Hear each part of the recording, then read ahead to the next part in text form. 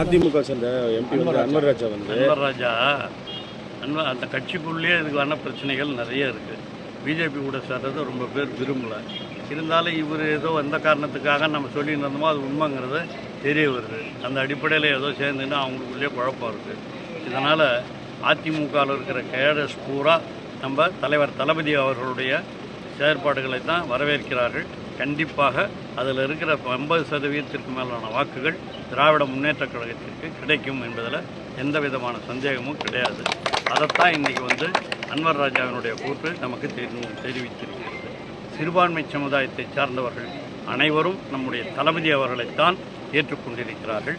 அவர்தான் அந்த சிறுபான்மை மக்களுக்காக போராடக்கூடியவர்.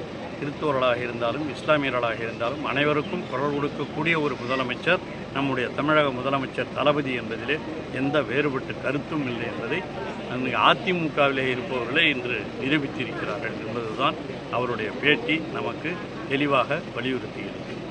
பிளே ஸ்டோர் மற்றும் ஆப் ஸ்டோரில் இருந்து பாலிமர் செயலியை QR கோடு மூலம் பதிவிறக்கம் செய்யுங்கள். செய்திகளை உடனுக்குடன் பெறுங்கள்.